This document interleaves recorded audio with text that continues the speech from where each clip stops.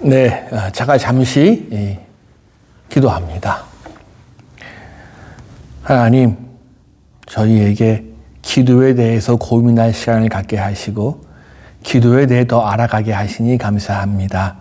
이 시간도 주님께 온전히 맡겨드리니 받으시고 함께하여 주옵소서.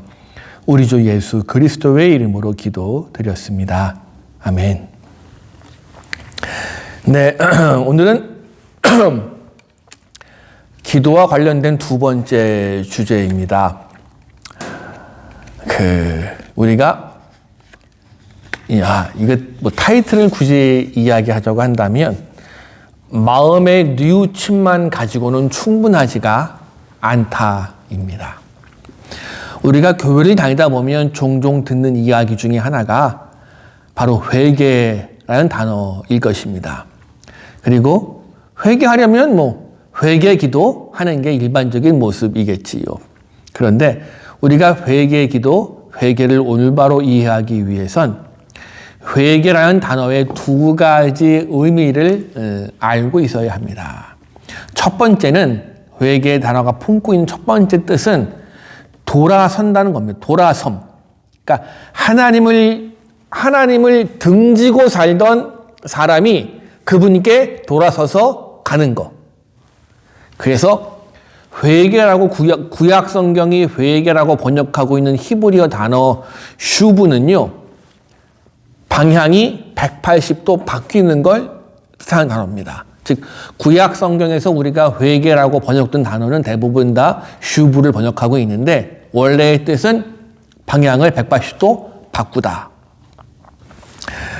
그런 면에서 누가복음 15장에 나오는 은혜로운 아버지의 비유에 등장하는 둘째 아들은 이 슈브의 의미를 잘 우리에게 보여준다고 할 수가 있습니다. 아버지를 떠나서 방탕한 생활하던 아들이 정신 차리고 아버지께 돌아오지요. 누가복음 15장 17절을 보면 이렇게 기록합니다. 이에 스스로 돌이켜. 이게 회개입니다. 아버지를 등지고 살던 아들이 방향을 바꿔서 집으로 돌아오는 것처럼 하나님을 떠나 살던 죄인이 돌아서서 그분 품으로 돌아오는 게 구약이 말하는 회개, 슈브입니다. 예수님 역시 이런 의미에서 회개를 종종 말씀하십니다. 그래서 그분은 지금이라도 회개하고 돌이키라고 요청하십니다.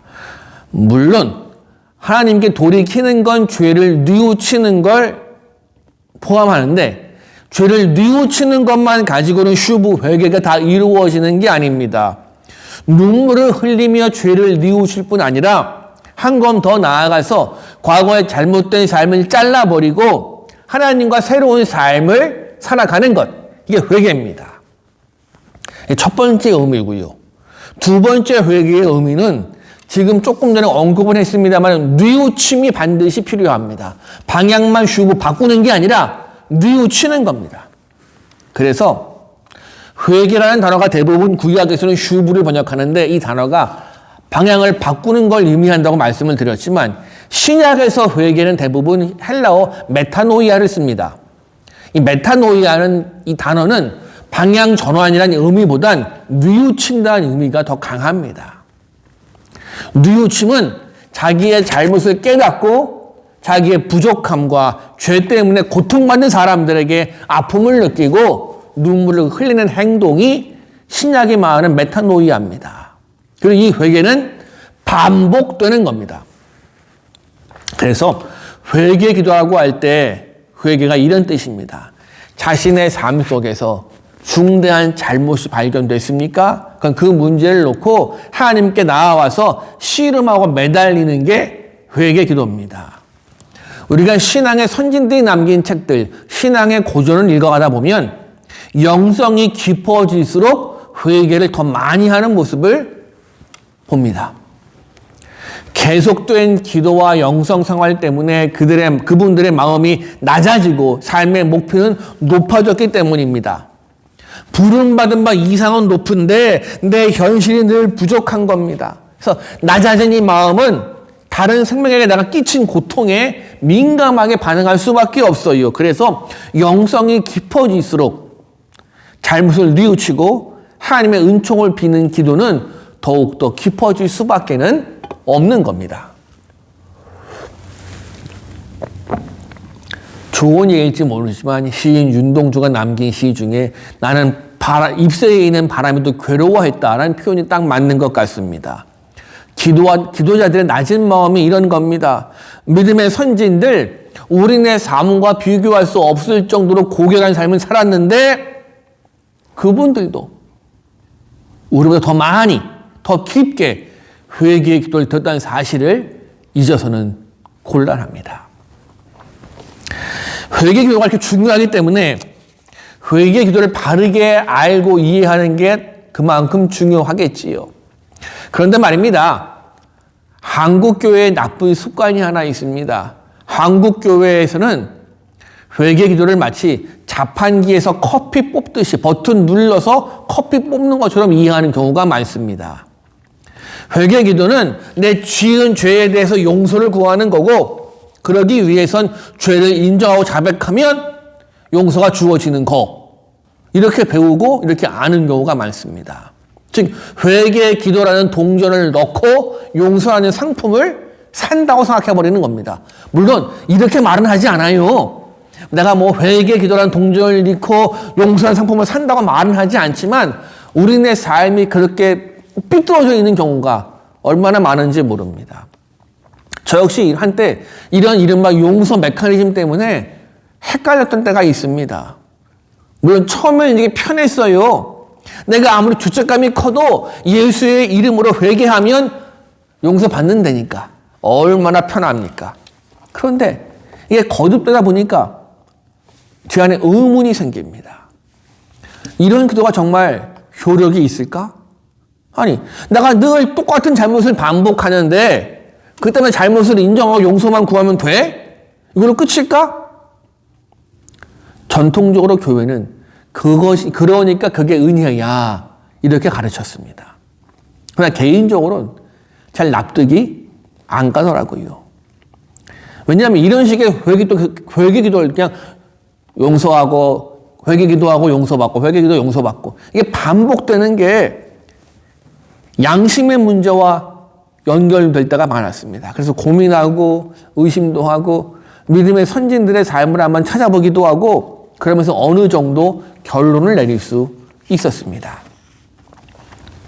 회개 기도를 제대로 하기 위해서 먼저 내가 죄책감을 느끼는 행동이 무엇인지 검토해야 합니다.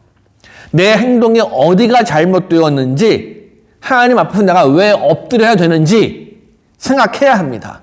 단순히 좀 애매한 도덕률, 교리 이걸로 판단하는 게 아니고요. 내가 하나님 앞에서 면밀하게 따져보아야 합니다. 이게 사람은 내가 하면 로맨스고 네가 하면 불륜이라는 말처럼 나에 대해서는 한없이 관대할 때가 많습니다. 그래서 나를 너무 쉽게 합리화하기 때문에 나에게 어떤 문제가 있는지는 정말 집요할 정도로 들여다볼 필요가 있습니다. 하나님 앞에서 나를 비판해 보아야 합니다. 때로는 내가 회개할 문제도 아닌데 괜히 죄책감에 시달리는 경우도 있지만 이거 정말 통곡해야 될 문제라고 생각이 되면 다윗처럼 즉시 무릎 꿇고 회개할 수 있어야 합니다. 우리가 가진 구약성경 시편 51편이 회개 기도의 가장 좋은 전형입니다. 보면 우슬초로 나를 정결하게 하소서, 내가 청하리이다. 나의 죄를 씻어주소서, 내가 눈보다 희리이다. 이게 보통 우리가 회개에서 기도하는 내용인데 정말 중요한 기도가 그 다음 절에 나옵니다. 10절 보니까 하나님이여 내 속에 정한 마음을 창조하시고 내 안에 정직한 영을 새롭게 하소서. 다시는 그런 죄를 짓지 않게 나를 바꾸어 달라는 청원입니다. 그래서 다른 회개의 시편에서 다윗은 이렇게 말합니다. 시편 41편 4절입니다. 여호와여 내게 은혜를 베푸소서, 내가 주께 범죄하여 싸우니 나를 고치소서. 여기에는 용서에 대한 요청이 없습니다. 여기서 기도하는 사람은 죄를 씻는 일보다 악한 영성을 회복시키는 일에 초점을 더 많이 두고 있음을 발견합니다. 그래요. 진정한 회개는 먼저 죄의 유혹에 쉽게 넘어질 정도로 약해 빠진 내 영성을 뼈아프게 확인하고 성령의 도우심으로 영적 건강을 회복하는 일에 집중되어야 합니다. 이런 점에서 회개 기도는 영적인 수술 과정이라고 말해도 틀리지가 않을 겁니다. 그래서 진정한 회개 기도한 사람은 같은 잘못을 범하지 않거나 또는 잘못을 범하는 빈도가 점점 줄어드는 게 정상입니다. 반면에 회개 기도를 그냥 용서받는 수단으로만 인식하면 같은 잘못을 수없이 반복합니다. 마침내는 반복되는 참회 기도 속에서 스스로 권태를 느끼고 기도의 열정도 잃어버리는 게 우리네 모습입니다. 한 가지 또 지적할 것이 있습니다. 우리는 이른바 회개 기도하면 용서하시고 회개 기도하면 용서하시고 여기에 너무 빠지다 보면 죄에 대한 응분의 대가를 무시해버립니다. 어떤 잘못이건 하나님이 용서하시면 모든 책임에서 면제되는 거지 뭐 생각합니다. 내 잘못 때문에 이웃이 받은 상처와 아픔에는 관심이 없어요. 이게 정상입니까? 언젠가 한번 말씀드린 것 같습니다만은 전도연이라는 여배우가 주연한 밀양이라는 영화가 있습니다. 그 영화 보면 나중에 전도연 씨가 마음을 굳게 먹고 나쁜 놈 용서하러 갑니다.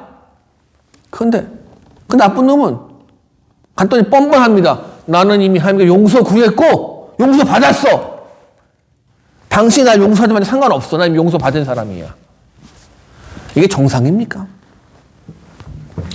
많은 그리스도인들이 하나님의 용서를 빙자해서 자기 욕심 챙기고 자기 안위 챙기면 정상은 아닌 겁니다. 선지자 미가는 이런 우리의 모습에 일침을 가합니다. 미가 7장 9절입니다. 내가 여호와께 범죄하였으니 그의 진노를 당하려니와 마침내 주께서 나를 위하여 논쟁하시고 심판하시며 주께서 나를 인도하사 광명에 이르게 하시리니 내가 그의 공의를 보리로다. 이 말씀에서 우리는 두 가지 중요한 메시지를 듣습니다.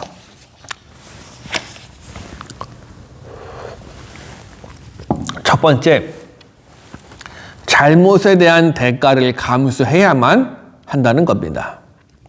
다른 사람에게 피해 주었으면 정직하게 보상하는 게 맞습니다. 하나님은 책임 물으실 때도 피하라고 하는 게 아니라 정직하고 기쁜 마음으로 받아들여야 합니다. 예수 그리스도의 값진 희생을 빌미 삼아서 내 책임을 피하는 건 오히려 예수 그리스도의 희생을 싸구려로 만드는 겁니다. 두 번째, 하나님의 징벌도 사랑의 보상임을, 사랑의 표현임을 인정해야 합니다. 미가는 하나님이 언젠가 징벌을 끝내시고 영광을 회복시킬 것이라 굳게 믿습니다. 이게 회개기도의 바른 모습입니다. 내 잘못 있는 그대로 고백하고 나 범한 잘못 때문에 책임질 건 책임지고 하나님 나를 회복시켜 주십시오. 용서해 주십시오. 내가 그때를 기다리고 준비하겠습니다. 이게 제대로 된 회개 기도입니다. 그리고 우리는 여기서 이제 한 걸음 더 나아가야 합니다. 보통 사람들은 행함의 죄를 행하는 잘못에서 해방되는 것만 가지고도 영적인 해방감과 성취감을 느껴요. 물론 좋아요. 그러나 그리스도의 장성한 분량에 이르기 위해선 멈추지 말아야 합니다. 행함의 죄에서 벗어나서 내가 행하지 않은 죄에 대해서 관심을 가져야 합니다. 뒤집어 말하면 죄를 범하는 부족함에서 벗어나서 거룩하고 선한 일을 하는데 헌신되어야 한다는 겁니다. 우리는 세상과 구별되지만 세상 안에서 살아야 하는 사람이기 때문에 그렇습니다. 이런 행함의 죄를 벗어난다는 이야기는 이제 우리가 세상과 구별되는 삶을 사는데 어느 정도는 성공했다는 뜻입니다. 기뻐할 일입니다. 그러나 이것만 가지고 충분하지가 않아요. 하나님의 영광과 이웃의 행복을 위해서 헌신할 수 있어야 합니다. 영성이 깊어짐에 따라서 회개 기도는 행한 죄에 대한 참에서 벗어나서 선을 행하지 못한 잘못에 집중되어야 합니다. 톨스토이는 선행이 만족이 아니라 기쁨을 준다고 말합니다. 진실하게 선행을 실천하는 사람들은 더 많은 선행의 요청을 느끼기 때문에 만족을 못합니다. 그래서 기도할 때마다 내 한계를 인정하고 하나님의 도우심을 간구합니다. 이것이 참회 기도가 점점 더 깊어지는 이유입니다. 이렇게 되는 참회 기도는 사람을 비참하게 만들지 않습니다. 왜요? 선행을 통해서 신령한 기쁨을 내가 맛보아 알기 때문입니다. 그리고 스스로의 행실에 만족하지 않기 때문에 교만해질 일도 없습니다. 이게 영성의 신비이지요. 그래요. 올바른 회개 기도는 우리를 자유롭게 하고 참회시키고 새로운 열정으로 불타오르게 만듭니다. 이건 기계적으로 회개하고 용서받고 회개하고 용서받고의 차원을 넘어서는 일입니다. 우리가 그냥 회개하고 용서받고 수학 공식 외우듯이 하다 보면 구속감과 권태감밖에 남는 게 없습니다. 그러나 회개가 무엇인지 진정으로 알고 나가 책임지고 감당하고 하나님 나 좀 용서해 주세요. 그분 앞에 간절히 엎드릴 줄 알면 우리는 놀라운 영적 진보를 경험하게 될 줄로 믿습니다. 이것이 회개 기도입니다. 기도하지요. 하나님, 우리의 기도가 특별히 회개 기도가 더욱더 깊어지게 하여 주옵소서. 하나님 앞에서 우리의 마음을 내어놓게 하시고 방향을 바꾸게 하시고 뉘우치게 하시고 책임질 것은 책임지게 하여 주옵소서. 우리 주 예수 그리스도의 이름으로 기도드렸습니다. 아멘.